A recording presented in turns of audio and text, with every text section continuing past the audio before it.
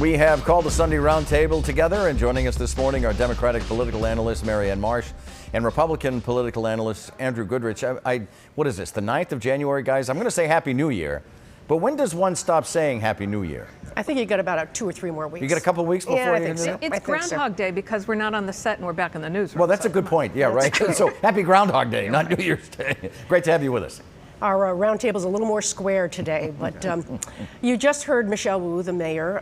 It's early. It's her very first week in office as in her first official term. Does she sound like she's headed in the right direction at this point? Marianne?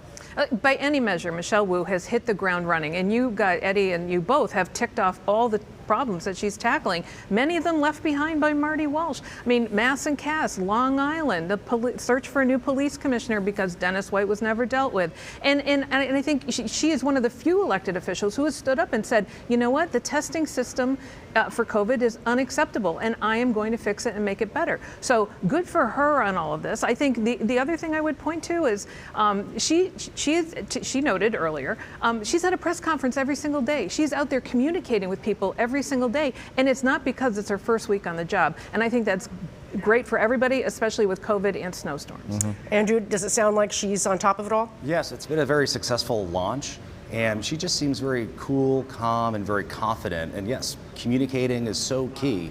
You think about all those different those issues, Long Island, and even trying to find a new police commissioner. She's been just very level-headed and steady, which has been a very good launch indeed. Let's go to item 2. And Andrew, let me start with you. If a school district goes remote, for whatever reason, if it goes remote because of teacher staffing shortages, I'll even throw in because of a snow day, should these days be counted toward meeting the 180-day requirement for the year? They absolutely need to be. I mean, number one, never mind the flexibility.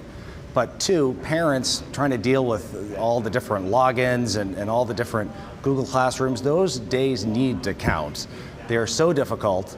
But not only that, again, the whole difficulty is within those school districts, and we need to be able to give them that so they can really go through this new variant in a way that's going to be getting them out of it, really. Marianne, what do you think?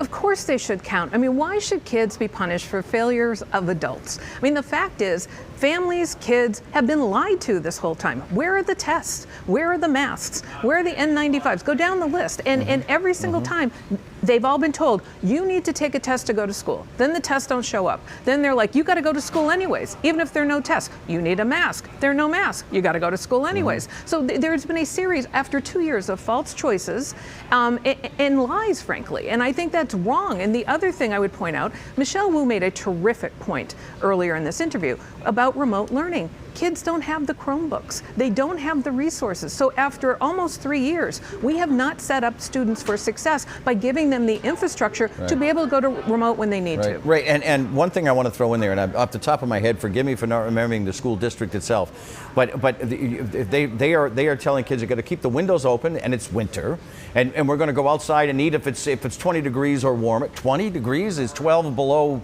freezing point, and so there are things that are in the regional area that are in place that you have to wonder what's going on. Well, I mean, here's the cruel reality. We have had over 2 years to deal with all this, including HVAC systems. Every single school in Massachusetts could have been retrofitted already. And the reality is, Massachusetts has received $2.5 billion with a B, $2.5 billion just on coronavirus relief fund alone. Where is it? Where are the tests? Where is the HVAC? Where are the masks? Where is all of this? And someone should be held accountable, and there should be people fired up and down the line. So let's talk about the other political issues that are dominating sort of like the landscape. The political community is still holding its collective breath at this moment for Maura Healey to make it official. Over the holidays, one candidate already dropped out, that was Ben Downing. What's your advice to the others that are still in there, Andrew? So number one, just relax. We've seen this movie before when the Democrats try to clear the entire slate so the anointed one can come up. I mean, Healey reminds me so much of Cam Newton in the sense that the fact that you're not really rooting against her, but you think in the end someone maybe younger and maybe with a little bit more upside might actually take over. So I would tell them to relax. What about you, Marianne? What do you think? What's your advice? Good luck. I mean, Maura Healey ended the fourth quarter with $400,000 she raised, in addition to she's well over $4 million now. So that's the money piece. But what's coming in February and March are the caucuses, and that's the organizational piece. And she has now had a couple of statewide races under her belt. She knows how to get those delegates to get the nomination of the convention, and she could get a ton of them. So if your opponents don't have the money or the organization, it is hard to see them making any real headway at this point. The next thing I want to talk about is Rachel Rollins. She will take the oath of office tomorrow as the next U.S. Attorney of Massachusetts, but controversy already surrounds her. Despite getting serious death threats, federal marshals under the jurisdiction of the Biden administration won't provide a security detail. Marianne, let me start with you. Right decision? Wrong decision. I mean, how can you not give her a security detail? I know they're short, but there's no excuse here. I mean, the fact is, anyone who's ever received a death threat, let alone many, knows what this means. And in this environment, when Rachel Rollins was made a target by Tom Cotton, the Republican senator from Arkansas, and others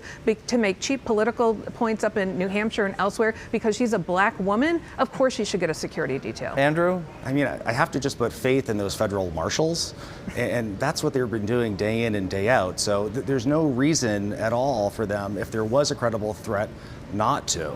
So to me, it just seems like they're doing what they've been doing their entire lives, knowing what a real threat and one isn't. So. Yeah, and there was January 6th too. So, Just as an adjunct to the position, Kevin Hayden has been appointed by the governor to take Rachel Rollins, the place in Suffolk County. Good pick, bad pick? Marianne, let me start with you. I mean, it's being very well received and lots of compliments all the way around, and we wish him the best of luck. Andrew? Yes, I mean, the bipartisan support and just so much praise for being such a hard worker.